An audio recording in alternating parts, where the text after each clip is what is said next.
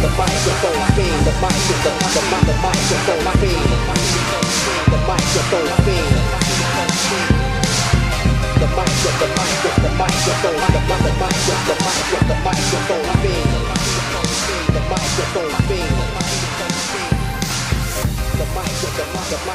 call it a comeback. Been here for years. What's up, boys and girls? You are now listening to the Neu Daye Podcast. I think this is episode 11. It's either 10 or 11. I lost track, so I'd have to go look it up. Why would you lose track? Because it feels like we've been doing this show way longer than we have. It seems like you would be up on that, though. Like, you would know things like that. Like, you would be like, oh, yeah, this is episode blah, blah, blah. Oh, I'm good with numbers and stuff like that, but it's like, as far as, like, if you tell me, like, I can name, like, a date of a wrestling show just like that, but if you tell me, like, oh, what episode number are we on right now, I have no idea. Okay, I'm going to look right here. Oh, this is episode 11. So I was right. Yep, episode 11. You were right. I'm good. Didn't I say 11? No, you said 10. Oh. Well, anyway, that's the only time you'll be right. You must be tired if you can't remember what you just said like 5 seconds ago. Dude, I am beat, man. I mean, I really am. I only got last night I went and watched some football, hung out with a homie, and I didn't get to sleep until maybe, I would say, 3:30, and I had to be up at 8:30.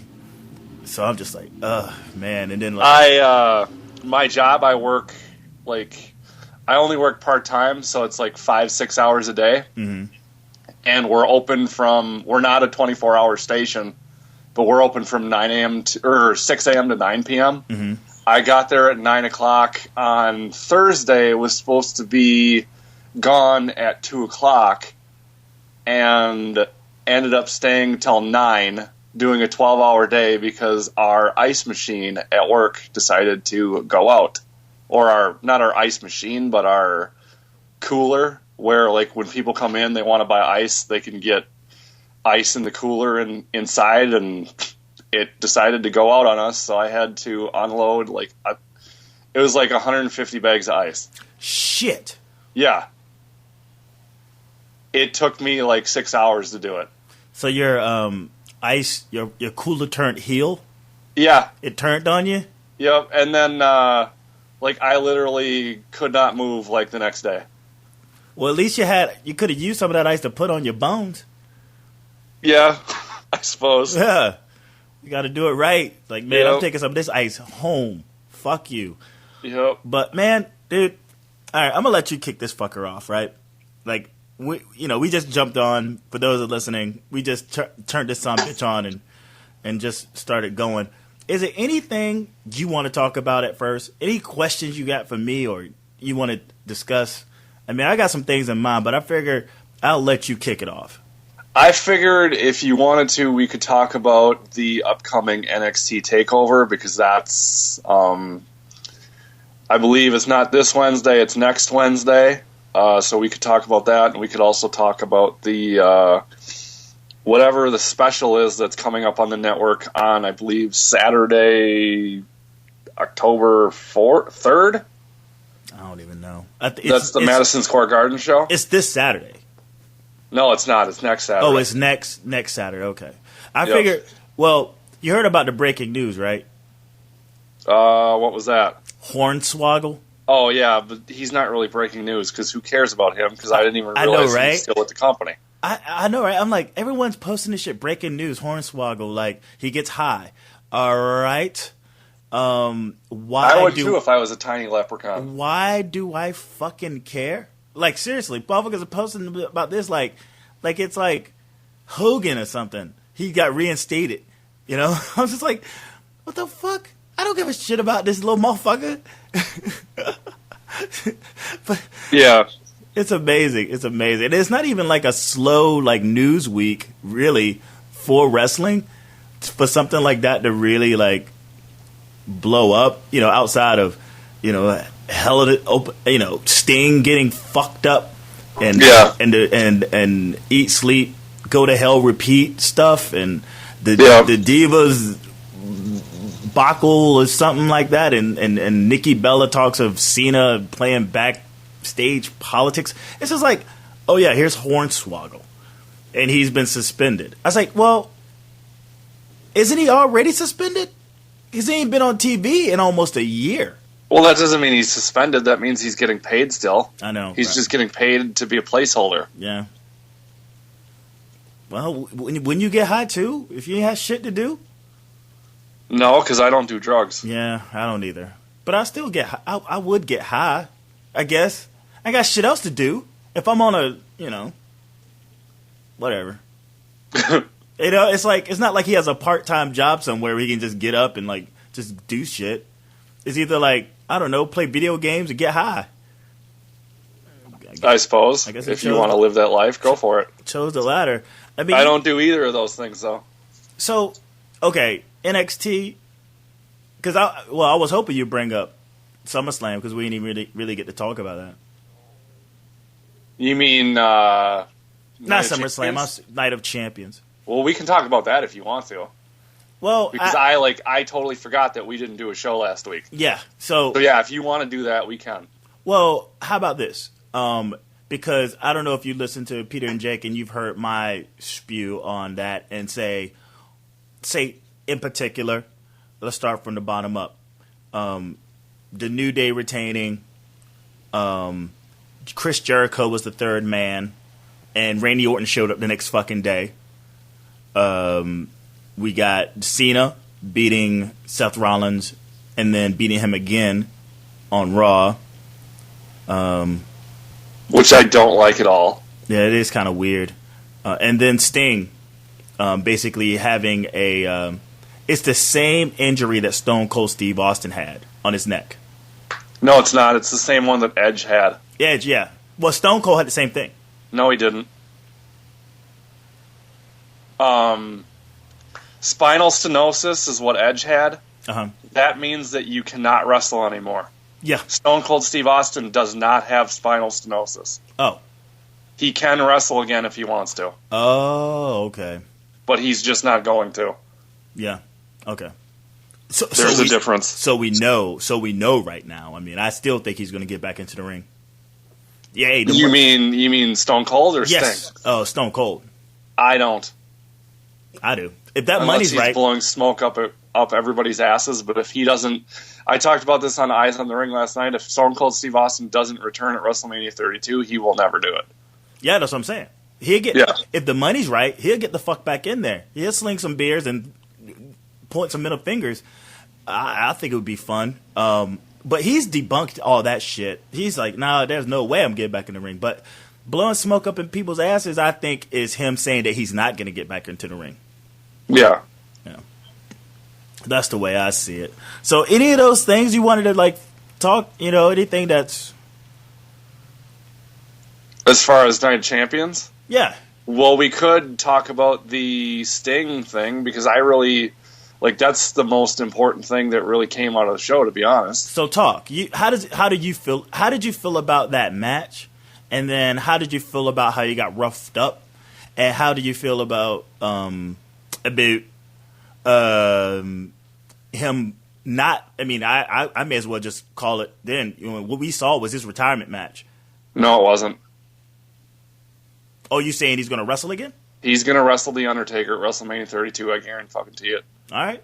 I do think Sting is going to wrestle again if he is cleared. And because I think that he is going to wrestle The Undertaker at WrestleMania 32, because that's the only match that he wants at this point, and that's the literal last dream match that you can do in wrestling. So why not do it if you can do it? Because there's this thing called Hell in a Cell that Undertaker's going to face Brock in, and let's just say this is like the race to WrestleMania. Like, who's going to make it and who's not going to make it? Both Sting, I mean, he's all fucked up, and you got, Taker's no spring chicken, and he's going to face Brock Lesnar in a Hell in a Cell. Yeah, I know that. But the only reason why they're doing it at Hell in a Cell is so they don't have to do it at WrestleMania. They're going to have to put that sumbitch in a cryogenic chamber, man. Brock Lesnar, The Undertaker's last match is not going to be at Hell in a Cell. It's going to be at a WrestleMania. No, I'm just saying, in junction to, and I'm not jumping the gun in terms of, oh yeah, like Sting got roughed up, and he's on pins and needles, physically, and that, basically Taker being in a cage match against Brock Lesnar isn't like, I don't see that having like somewhat, that much of a happy ending in terms of. Well, and I don't know what your feelings are about this Hell in a Cell match between Undertaker and Brock Lesnar, but I couldn't care less about it because we've seen it before. We saw it back on No Mercy, I believe it was 2002 or 2003. Oh my God, you're talking like 12 years ago, man. Yeah, but we've seen it before. You ain't seen this before. But Brock was a whole different gimmick. There's no reason, or there's no way that they are going to do a match inside of Hell in a Cell and have it top the match that they had 13 years ago. There's absolutely no way. I don't care if Undertaker, he's a different character now. Brock Lesnar's a completely different character now. I don't care about that. Undertaker is old as shit now. But here's the thing, man. They tell really good stories in the ring. I mean, hands down, you take old fogey Taker, and he basically, between him and Brock Lesnar, gave one of the greatest matches. I mean, I put it in my top 5 of the year because of the story they told in the ring. And I don't see it. You're talking SummerSlam? Yes.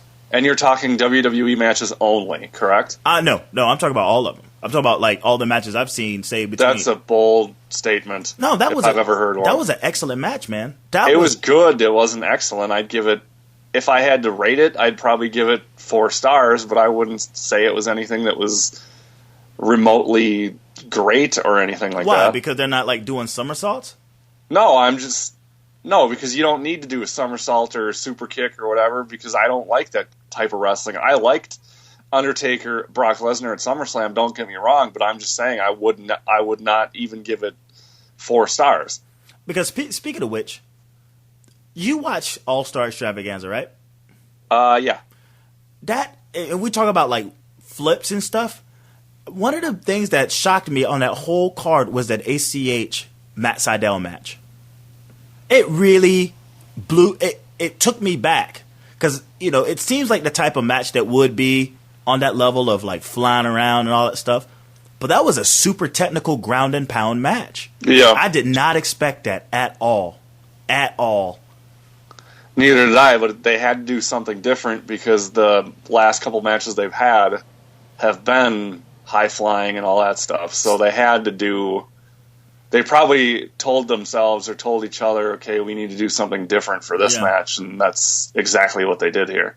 I mean, they took a chance. I mean, it could have been like a match they could have booed out the building because, there's an expectation level, and plus the people on that card, who did they follow up after? Didn't they follow up like the tag team shit? The tag team triple threat? I think so. That triple threat match I wasn't a fan of. It was either that or the Dalton Castle match, but it was definitely in like a really weird purgatory, like a bathroom break or a match that could have been booed out of the building because it was like the momentum was so shot up so high.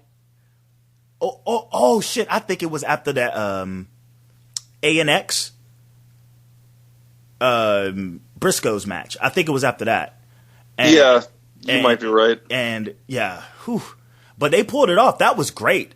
That was a super great match. I mean, it's funny too because I guess all the stuff that I've seen about the AllStar Extravaganza 7, it's been mostly like major storyline driven. Say, what happened with the Kingdom and the 2 title defenses and things. But this sleeper of a match, I mean, not sleeper as in like snoring, but like the match that no one really talks about I thought it was like one of the better matches next to, say, the two title defenses. I honestly thought the best match of the night was the 4-way. Oh, I tuned out on that at some point. Because I saw the writing on the wall. Like, as soon as I saw AJ Styles, which is funny because he threw himself into that KRD mask. That was him. No, it wasn't. It was totally AJ Styles. No, it wasn't. Who was it then? I don't know who it was, but it wasn't him. I guarantee it was AJ Styles. It wasn't. It was AJ Styles. No, it wasn't. All right. But when I saw it was AJ Styles in that match, I go, well, Roger Strong already had his chance. Adam Cole, Are you a big Adam Cole fan? I'm a fan of all 4 of those guys that were in that match. So even yes. Elgin? No, 3 of the 4 of the guys. I hate Elgin. I liked him for a time, but I hate him now. Even with his resurgence right now? Elgin? Yeah, he has apparently he's boring. Apparently that New Japan stuff, the G1? Yeah. Yeah, he was good in that, but that's one thing. But he's extremely boring to me. I would rather watch paint dry on a wall than watch a Michael Elgin match. Well, I like his athleticism. But, okay, so Elgin, I just... Then he's a dickhead, too. I wouldn't see... I can't see him after that belt so soon. When I saw AJ Styles, I was like, uh-oh, AJ Styles, he's going to win this. And AJ Styles was the only one in that match who has never been the ROH World Champion. So that leads us to... And this is what we were talking about last Wednesday on Peter and Jake Talks Wrestling. I do not want AJ Styles to beat Jay Lethal. He's not going to. Dude, I'm telling you right now, I hope that's the case. He's not going to because Jay Lethal hasn't had the world title that long. I know, but man, we're talking the bottom line though. And AJ Styles, is while talking to Jake. AJ Styles, he sells. He puts asses in the seats, and Jay Lethal does too, but I don't think at the same rate that AJ Styles does. And maybe you could break this down for me and to the point where it makes sense, because Jake's thing is AJ Styles is coming over from New Japan to give the rub to AJ to Jay Lethal, and I'm like, well, if he doesn't have the IWGP belt, yeah, then that leaves him open to hold the ROH belt. And how long is it does? And how long is it going to? How long is he in America till he has to go back to New Japan? I wonder if you knew those things. No, I don't. But I would venture to guess that because there's a working agreement there between New Japan and ROH, and I would venture to guess that if ROH had him win the world title, that they would work with New Japan any way that they could to make sure that he's still able to make the New Japan dates. I think it would be the same thing like when he was the IWGP champion and we still saw him in ROH. So I think it would be just the same thing, just opposite, where he would be primarily in ROH and then he would go to New Japan every once in a while. Whereas before he was in New Japan for the most part, and then he would come to ROH for sporadic appearances. I think there's room for both companies to work with each other, provided that AJ Styles wins the ROH World Title. But I don't think that's going to happen. I most certainly, dude. I'm telling you right now, and this is something I even said in my review. If AJ Styles takes that belt off of Jay Lethal, I'm going to chill off that product for a while. Why? Because if I want that kind of bullshit, politics crap, I'll just stick with the WWE. You're not going to get that with ROH, though, I guarantee it. I hope. Hey, dude, ROH doesn't do that. Wishful thinking, okay? And I think right at this point in time, Jay Lethal is the best in the business. He's the best in the business. I agree. Nobody in terms of character, gimmick, his promo style, his storytelling in the ring. And this is what I was talking about, you know, in my head, the vast difference between Seth Rollins defending the two belts and AJ Styles. Sorry, I apologize. I'm already saying he's got the fucking belt. Jay Lethal defending both belts. That Jay Lethal went into both matches and performed with a sense of urgency, right? Like, holy fuck, I got 2 matches. I'm going to try to end this as quickly as possible. And then you have either Fish and O'Reilly trying to ground and pound him, actually trying to stretch the match out because they understand that he's trying to, you know, hit him with the early lethal injection and shit like that. Trying to get the count out, you know, shit like that. And I go, that's so brilliant. And I look at that Seth Rollins, Sting, Cena, and I was almost embarrassed to watch it. It's like, what are you doing? Where's your sense of urgency here? Like, you got back-to-back matches too, so why are you, you know, dancing around with John Cena? Bro, you got an entire match waiting for you afterwards. Like, it just blew my mind. And we're sorry to cut you off, no, but were Jay Lethal's matches back-to-back as well? I honestly can't remember. No, and it was the smartest thing they could have done. The television defense was the first match of the night. Yeah, okay, that's what I thought. So he was able to sort of like, you know, reel a little bit. He was also able to sort of calm down. And I think that was the problem with the Seth Rollins Sting match, is that he went from one match to another and he wasn't given the opportunity to calm down. And I think his body just went into like survival mode. And I'd imagine, and even in the storytelling too, like of the match out of John Cena, it looked like he had way more energy going into the Sting match than he did going into the Cena match. Jay Lethal came out hobbling. He was like, man, this sucks, right? Yeah. I don't know. He's the best in the business. And if that, I just want him to keep that belt as long as he can, because I think he will, because I think he's going to lose the TV title first. He'll lose the TV title first? Yeah, it's just a matter of when he's going to lose the TV title and who he's going to lose the TV title to. Well, who's in terms of mid-card ROH, who's in line to actually go after it? Dalton Castle or some shit? I'd have to really think about that one, because they don't really, like, for me, like right now, there's not really too many guys that I can look at and say, okay, this guy's a contender. This guy's a contender, you know what I mean? Moose, Alexander, Seidel, ACH?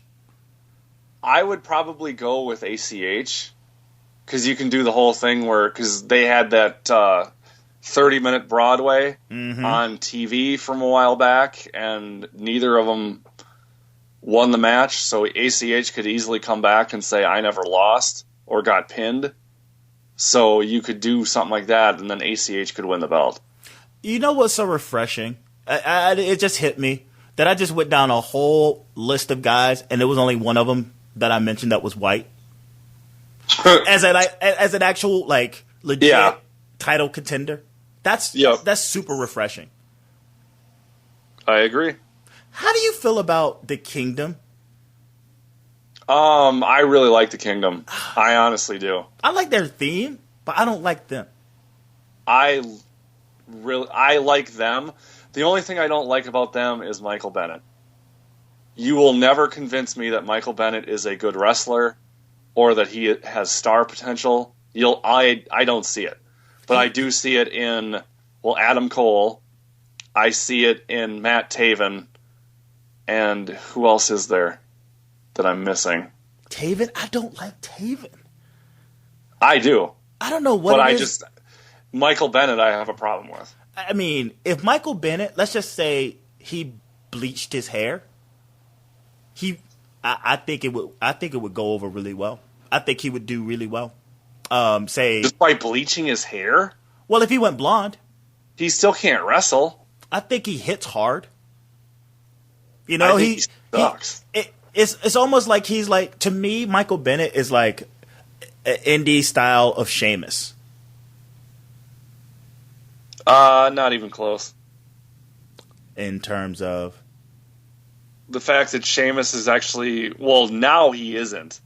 But like when he first came in, he was actually watchable. Yeah. Whereas Michael Bennett, at any point in his career, has never been watchable. I don't know. It's something. It's just, nothing he does appeals to me. Something about and Roppongi Vice Roppongi Vice just turns me off, man. I don't know what it is about those guys that go over to New Japan, and they get weird. I like Roppongi Vice, but it's a shame that Roppongi Vice exists because technically they shouldn't. Because Rocky Romero should still be teaming with Alex Kozlov, but Alex Kozlov retired, so that's not a thing anymore. I'm not sure who Alex Kozlov is. They were the former IWGP Junior Heavyweight Tag Team Champions at one point, and I believe they held the ROH Championship or the ROH Tag Team titles for a while. So, any relation to the other Kozlov? No. Okay, he's a totally different guy. Okay. So what's up with this? So is the Dusty thing over? The Dusty Rhodes Tag Team Classic thing? No. It's wrapping up at the next TakeOver. So I saw a picture, I don't know if it was a tapering or like a spoiler kind of shot, where you had Samoa Joe and Finn Balor kind of like in each other's grill piece. Well, from what I've heard, they're probably going to... I looked it up last night when I was doing Eyes on the Ring, and they're going to do 3 tag matches at the next TakeOver, meaning they're doing the semifinals and the finals at the next TakeOver, and I have a feeling that at the end of it, Samoa Joe and Finn Balor are going to lose, and that's going to propel them into feuding with each other.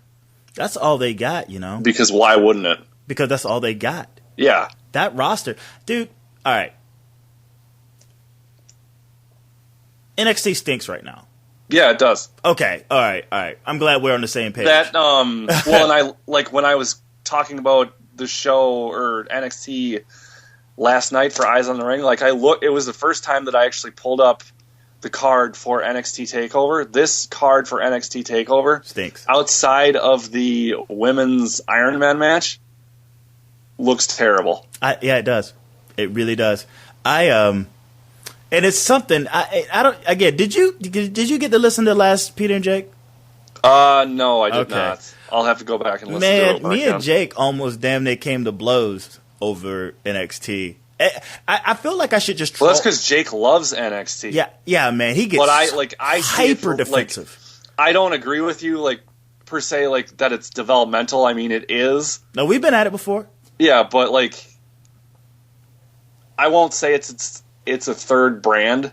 It still is developmental, but you got to look at it at the sense of, yes, it is developmental, and eventually NXT is going to get to the point where it's at now, and it sucks. Yeah. And this NXT TakeOver special, possibly on paper, looks like it could be the worst of all of them. And it's not their fault. I mean, it's injuries. I mean, who would have thought that all the injuries that they had would have occurred? Especially to Sami Zayn and to Hideo Itami.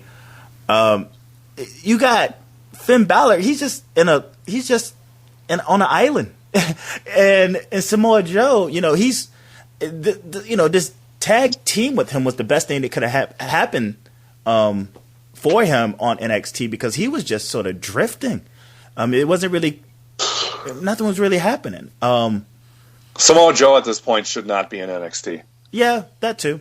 But again, it's just bad timing. It's just horrible timing. I mean, it's only 2 guys, but those 2 guys take up a lot of space, and they're not really utilizing Tyler Breeze to his fullest extent. I mean, he's basically kind of become a comedy act. I don't think that kid's ever going to make it on the main roster. I honestly don't. Apparently, they're really high on him. Well, that's good if they are, but like he's been in NXT since it was FCW. Yeah. That's how long he's been there. I don't think he's ever going to... I like him, don't get me wrong. I like him. I like what he can do in the ring. I like his gimmick. But I don't think if I'm looking at it as an WWE executive, I'm sitting there and I'm thinking, I don't think this guy's got it because he's not main roster material. That guy goes up to main roster with that gimmick. He's Fandango. Pretty much, yeah. Straight up. He's Fandango. And not to say and maybe they're trying to work him because he's getting a lot of mic time. He's getting a lot of package promo time. Well, and if you think about it, they already did the Tyler Breeze gimmick with The Miz on the main roster. Yeah. And we all know how that went. Well, The Miz sucks. I love The Miz. We can't be friends anymore. And I'm also Nikki Bella fan now. Oh, yeah. This might be our last podcast. Oh, together. no. The Neu Daye Podcast. No, the thing is, I've always kind of liked The Miz. I've always, even when he was with John Morrison, I had a liking to him because I thought he was a great heel. I think he was he's a great annoying, like, someone you want to punch in the face. So I've always appreciated he's always stayed true to that kind of, that thing. And right now I feel like on the WWE, there's only one real heel on the roster, and I think that's The Miz. You can look at Kevin Owens. Kevin Owens' problem is he's too bratty, and he's too bratty, and he doesn't cheat, He doesn't do anything to really get you to really hate him. Yeah. And that's a problem with me. So I can't think of anyone else on the roster who's the best heel on the main roster of WWE is The Miz. So, I mean, I appreciate him for that. But Nikki Bella, I like Nikki Bella right now, and it maybe sounds petty, but it's in spite. I think it's in spite. And maybe it's a heel turn for me, but it's in spite of, because I think wrestling marks could just be a little bit too much about like their emotions and how they feel about certain performers. And she's just a performer, man. Like, just ease up. And I think her last two matches were really great. Her abilities versus who she's in there with, I think she was able to hold her own for just working a body part and doing power moves. I was like, all right, I can work with that, So I'm Team Bella. I'm totally Team Bella right now. I am not, and I'll tell you why. When the Bellas left WWE, it was the greatest thing that ever happened to me because I didn't have to see them on my TV anymore. And when they came back, their hearts weren't into it, and their hearts still aren't into it. They act like they're in the WWE, but they act like they don't want to be. I don't know. And that's my problem. They'd rather go do the Hollywood red carpets and be on like Real Housewives of whatever the hell it is, or Wags or whatever the hell shows that they're on now. It's like the only reason why they're around now is because of Total Divas. If Total Divas was not a thing, they would not be there. Well, how about this? I can't fault them for it. I mean, I think it is a vehicle. I mean, they're not wrestlers, though. That's the problem. Well, yeah, they started off as valets, and I understand that. But you know what? They're given an opportunity through wrestling to do other things, and I can't fault them for that. Why not? I mean, why but not? If they want to do other things, then just go away. Wow, dude, they're awful. I don't think they're awful. They're absolutely terrible. I think they're every time Brie opens her mouth, my head wants to explode. I think moving forward, it's so funny, and it's even catching me off guard. Every time I see them, I get more and more. Over the past 4 weeks, since the Bella thing, the Bella countdown thing, the Bellatron, yeah, I've actually been enjoying them. You try to put them in a situation where they're trying to create drama, like no, not so much, because all their angles, like drama angles, have been really shitty.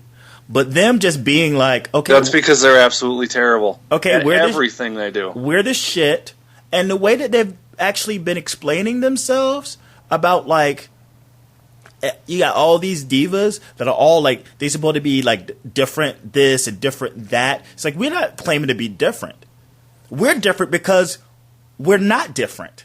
You know, and I'm like, we're the edgy ones, and I was like, you're right. This is something that Jake even pointed out. Is like we're the edgy ones because we're not out here trying to do all these crazy things and try to present ourselves and color our hair and stuff. We're just out here as women performers, and I just go like, you know what, I can go with that. I can run with that because I think that's me. That's me, even me as a person. You know.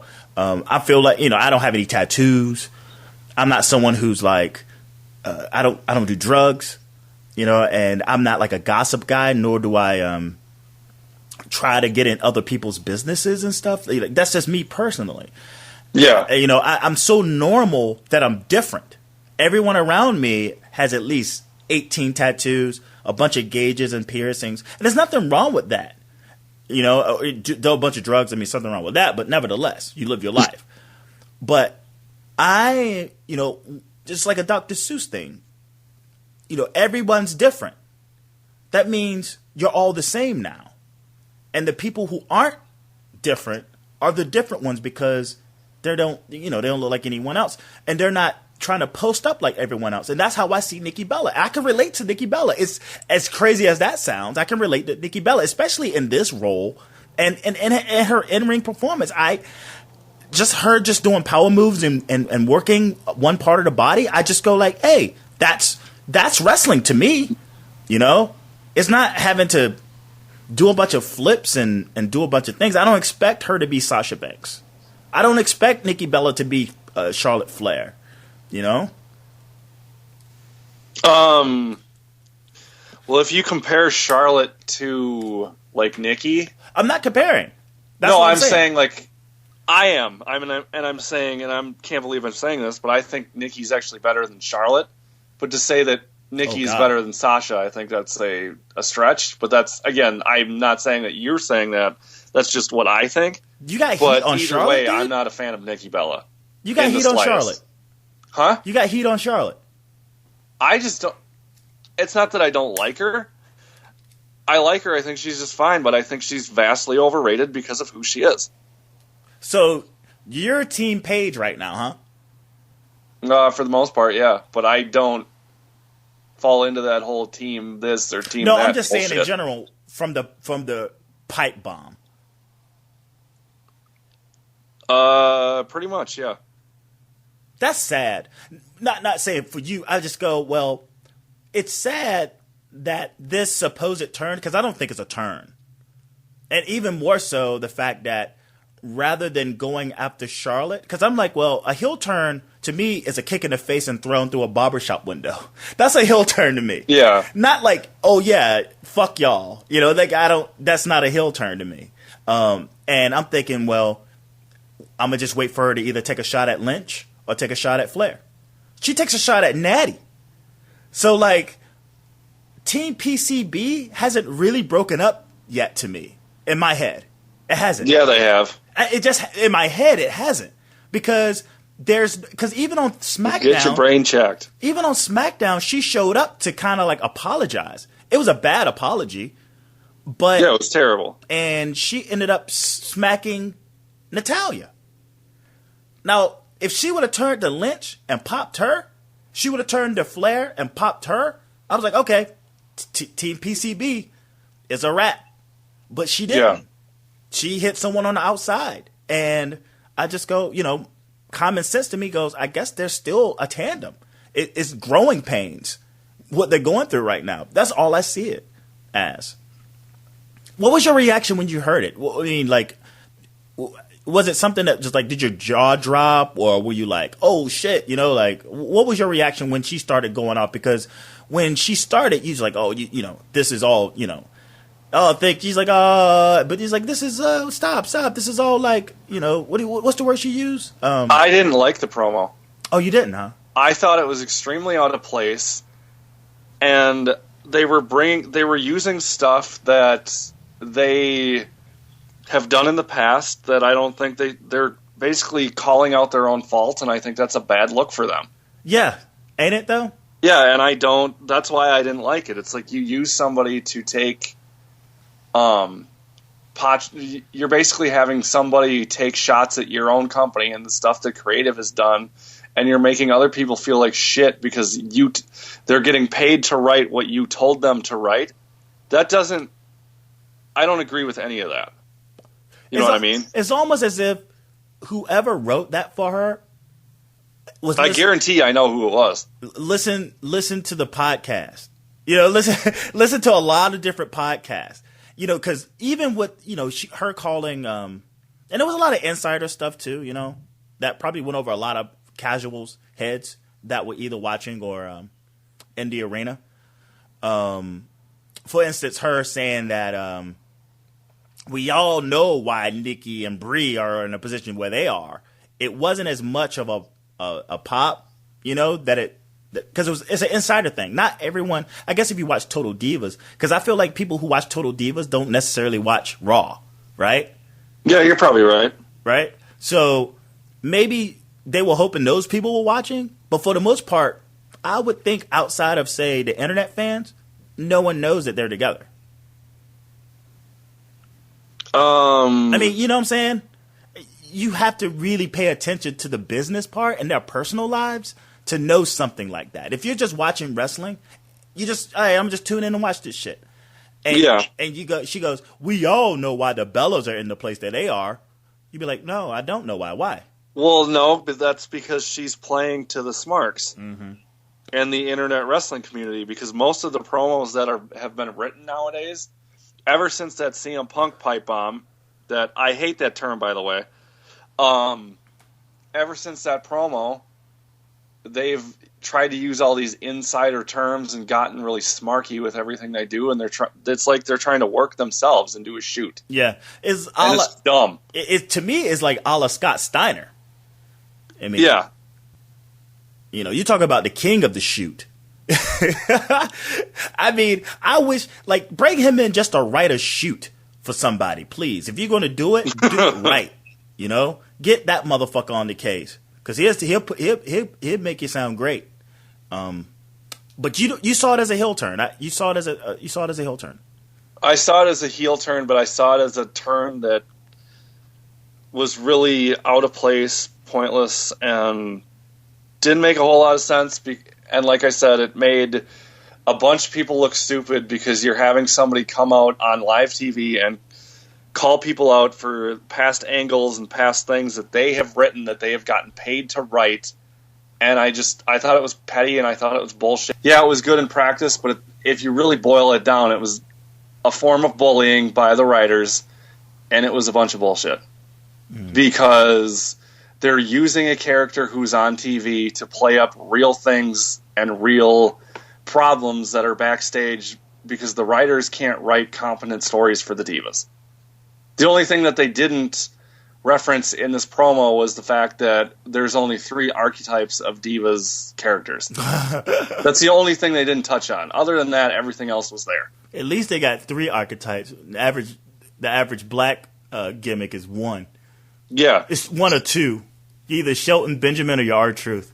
Yep, pretty much. And that's what they're doing with Apollo Crews now. And to get back to the NXT thing, NXT Takeover, who's headlining it? Well, the Iron Woman match, but the title's not going to be up. No, I don't think it is. I think they're solely going to use the Iron Woman match to be the main event, and I think that Finn Balor will probably... He might be in a match at TakeOver with Samoa Joe. Wait, no. Isn't the Dusty Rhodes thing, the final, going to be at that TakeOver? Yeah, you're right, but I'm just saying, like, if it comes out and, like, if I see it going one or two ways. Samoa Joe and Finn Balor make it to the final and they lose, or they lose before the final in the semifinal to whoever, and then they break up, and then there's a match signed for TakeOver, and then there's your NXT title match for TakeOver. Even though I don't think at this point that Samoa Joe deserves a shot for that title. Well, here's the thing. If the final, because they're going to be in the final of the Dusty Rhodes tournament, and that's going to be at the TakeOver, I don't see how Finn Balor is going to actually be in a match over the belt. So you think it's just going to be the one match and then he's going to be done? No, I just feel like what for that night. For that, yeah, the Dusty Cup, as Fritz and Jake like to call it. That sounds gross. That I know, right? That's when the dissension between the two become. Because I feel like what's going to happen is Samoa Joe's going to get ready for the hot tag and jump off the apron. I hope that doesn't happen because that happens way too much. Yeah. And that's going to start the dissension between the two.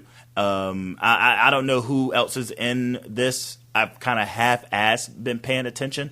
Maybe it'll be Jordan and Gable. Possible. Or it's possible that they could be in it. I'm not... I think they did win their match, so I think they are scheduled for a semifinal match come TakeOver. It's just a matter of they win or not. Oh, so is the final going to be there or the semifinal going to be in that? At TakeOver, there's 3 tag team matches. The semifinals and the finals. Oh, so they're going to do 2 matches in one night? Oh, correct. I guess, oh, wow. Okay, I see. And then you've got the women's match, which will be the main event, and then you've got whatever match Apollo Crews is in. Bullfit and Tyler Breeze.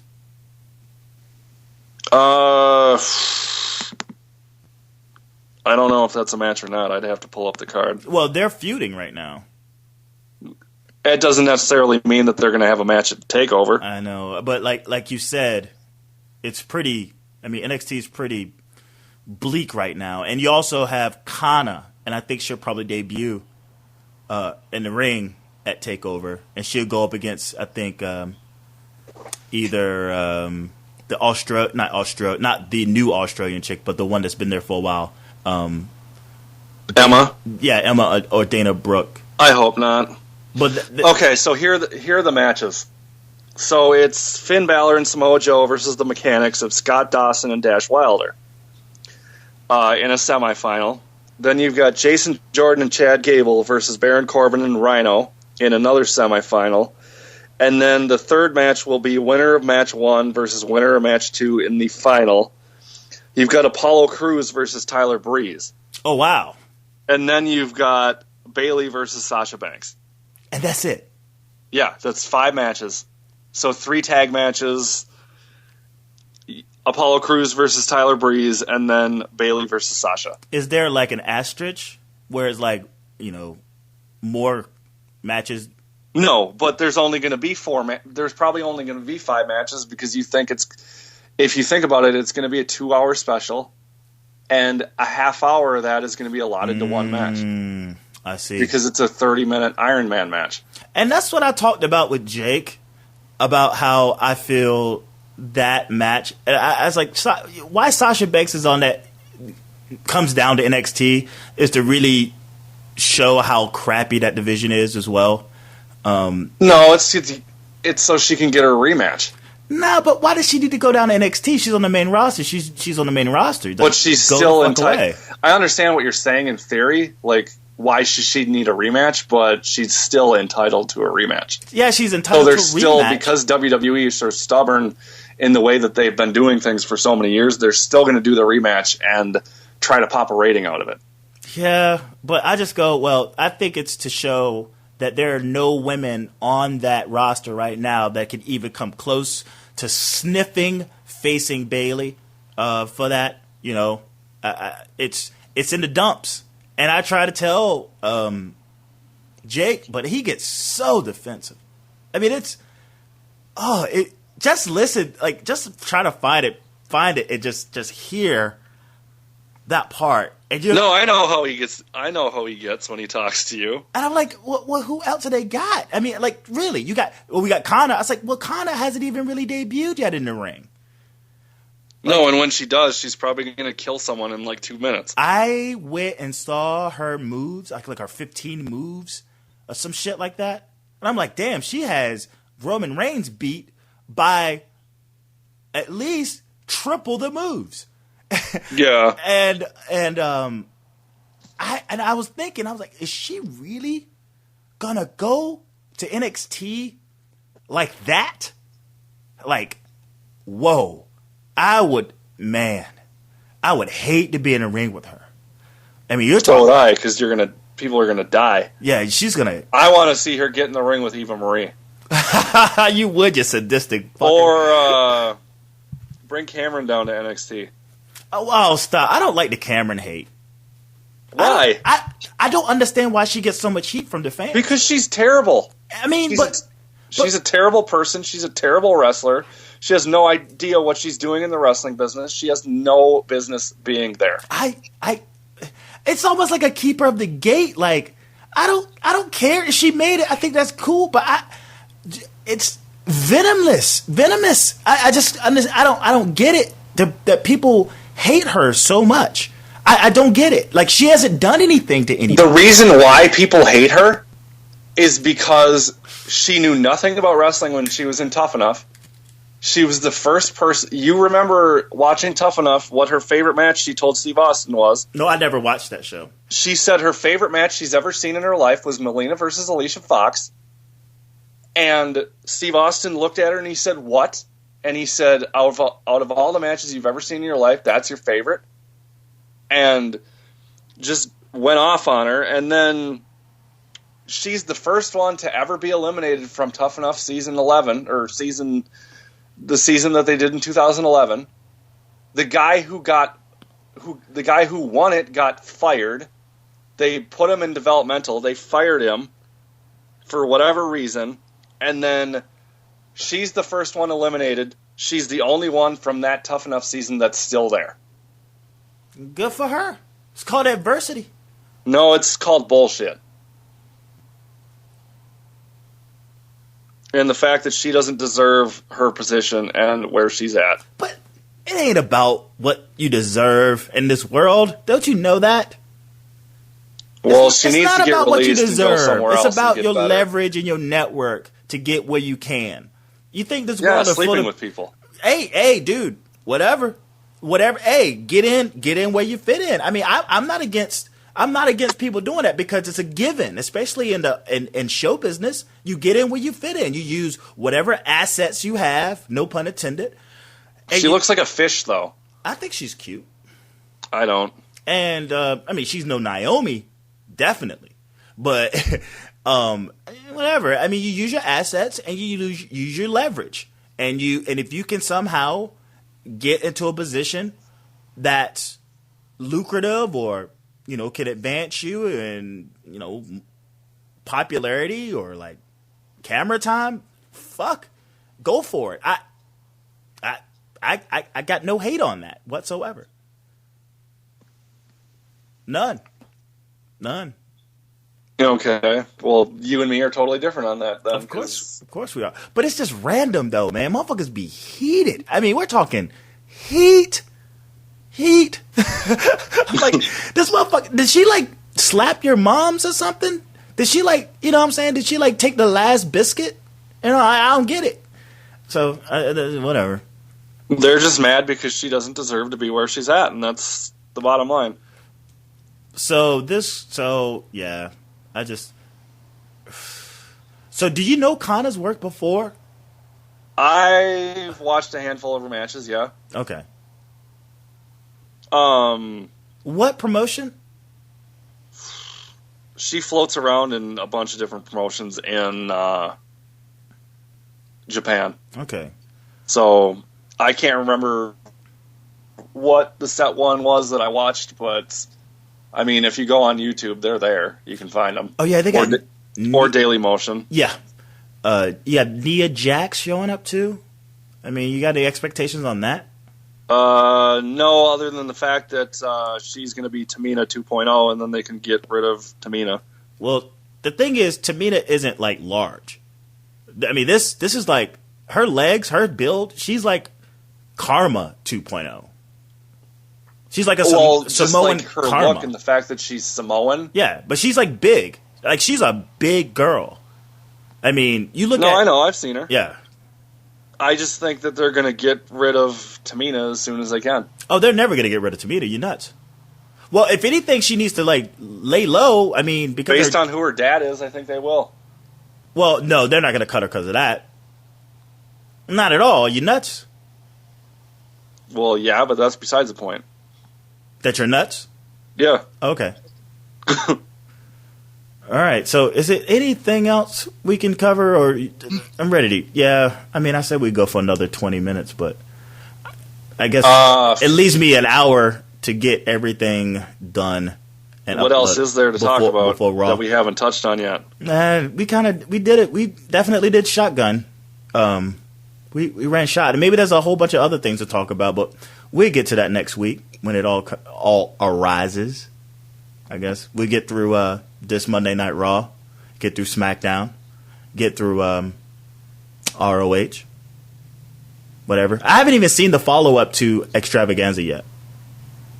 You mean the show, the TV show afterwards? Yeah, it's not much of anything because, like, if you watch ROH, their taping schedule is kind of weird.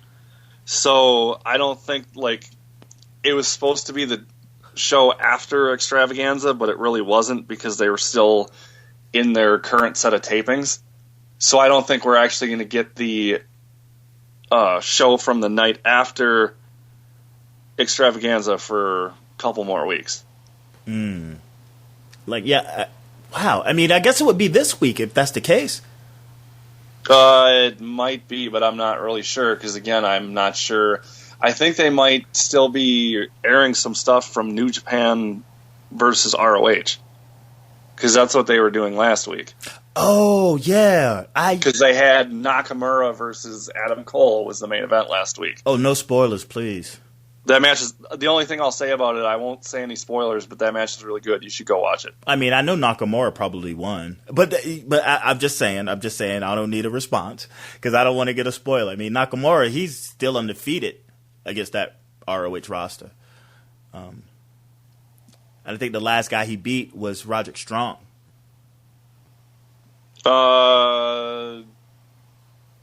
I don't know if he faced Roderick Strong. The only person I remember... Oh, yeah, he faced Roderick Strong in the last time they showed up. In the War of the World. In that four-show series, yeah. War of the Worlds. And, okay, I only bought one of those shows, and it was the match that Roderick Strong had with Tanahashi. That match is awesome. Okay. I apologize. It was Tanahashi that he lost to. Yep. Nakamura. Wait a minute. Nakamura, he doesn't make too many trips. Yeah, he does. Wait a minute. Okay. He's on all the. He's been on all of the. He was on last year's War of the Worlds, and he was on this year's Global Wars and War of the World shows, and he's coming back again, or he came back in August for Field of Honor. Okay, Tanahashi he plays the air guitar. Yeah, he's the John Cena of Japan. I mean, that's a compliment to John Cena. No, well, yeah, it is, I guess. Okay. Maybe I didn't see his match. You need to go see that Roderick Strong Tanahashi match if you haven't seen it. Oh, I haven't seen that. I saw him in. I saw Nakamura. Yes, I saw the Nakamura one, and Nakamura knocked him the fuck out. I mean, that is true. That was a pretty brutal bump he took. But nevertheless, let's go get your plugs in, bro. So you can follow me on Twitter at Headliner5. My phone has actually been off because I blew Twitter up last night, so I had to shut my phone off because I was sick of all the notifications. So there's that, but you can go on eyesinthering.com, check out my latest ROH TV review. There's plenty of other stuff that is on there, so check out the stuff that I write, not only that, but the stuff from the rest of the team. You've got Speed on the Beat with his Was It Really That Bad series, which is kind of on a hiatus. And then you've got True God Immortal doing whatever he's doing. And then you've got everybody else doing... We've got like a slew of new writers.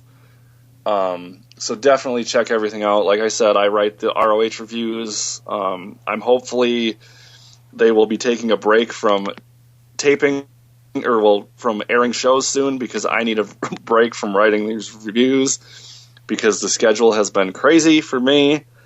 But there is one of the series that I just mentioned that I couldn't remember the name of because I'm on the site right now, but it is Can We Not is one of the main series of articles that we write. I haven't written one in this series, but it's called Can We Not, and the latest one is Volume 9, and it's talking about Taker versus Lesnar and their upcoming match and the feud that they are having.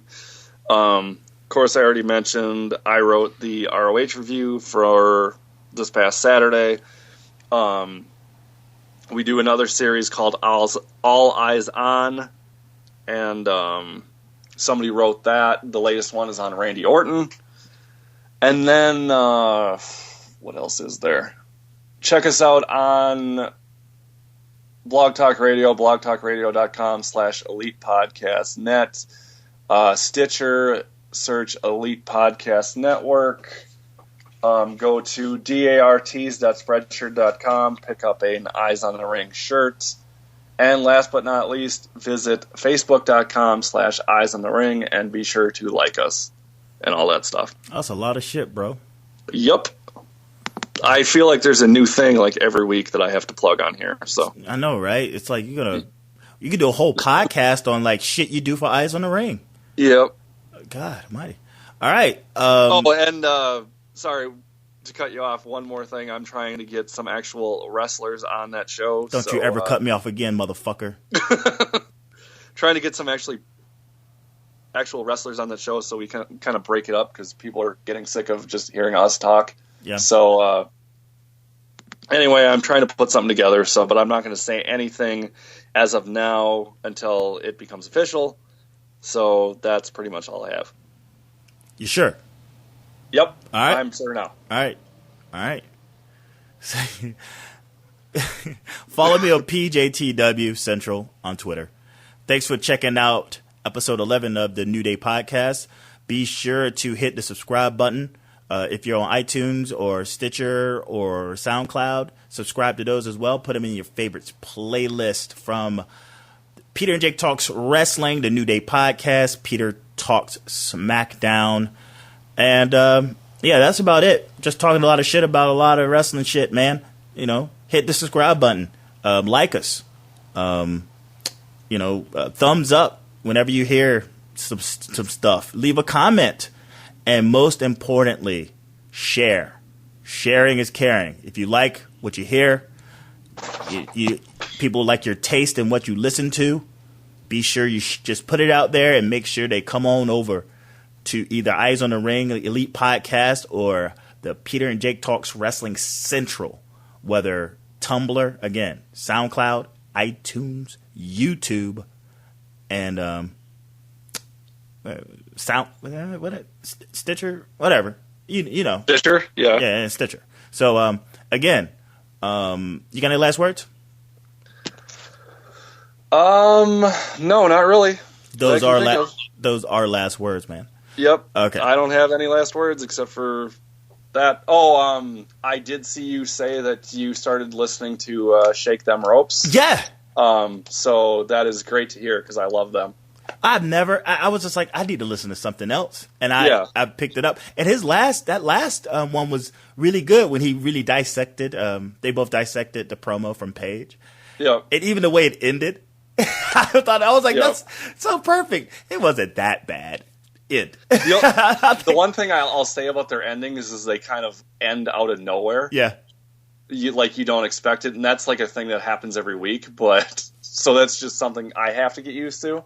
But I've been listening to them for like 3 months or so, and they're really good. So I'm glad to hear that other people are listening to them. Because I listen to stuff from Peter and Jake Talks Wrestling, but don't listen to the ones that we do, because why would I want to hear myself talk? I listen to other stuff from the Elite Podcast Network, and then I listen to Shake Them Ropes, but those are like the only three things that I actually listen to. Oh, and Four Corners Radio. Other than that, it's I think I just went on Google, and I was just like, ROH reviews. And then that one showed up, and I was just like, oh, let me check it out. I was on the bus ride to Walmart, and I was just like, this is good stuff. Yeah. This is actually like exactly what I'm looking for, because I'm not into like, you know, it is funny too, because their relationship reminds me a lot of me and Jake to a certain extent. And I think I want to say the one who was dissecting pages, like he's like a debunker, you know, he doesn't really get excited. Jeff Hawkins. Yeah, like I'm more like him, and I mean Jake. It's funny because the other guy who's more excited, that's me. I'm more excited, but I'm not so marky about my stuff. I'm more like debunk, and his demeanor is more Jake, but his content is more like me. It's weird, like a weird bizarro world. It's like a doppelganger, like not double, bizarro world of Peter and Jake talk wrestling. So I really do appreciate it. But we're gonna get the fuck out of here on behalf of Nathan Newman. And by the way, speaking of podcasts, you're a football guy, right? Somewhat, yeah. Not as much as wrestling, but yeah. Okay, so if I was to share another, Shay and Irving, who's on the Dan Patrick Show, he's a caller. Dude, he's funny as hell, man. He's a big Dallas Cowboys fan, and he runs numbers, all that shit. It's definitely worth checking out. It's called the Shea, SHEA, in Irving. Okay. IRVIN. It's 3 words. Shea and Irving podcast. Check that shit out. All right. It's funny as fuck. But on behalf of Nathan Newman, I am Peter Day. Let's get it? Neu Daye. We bid you farewell, and be sure to watch out for those flying objects. Peace.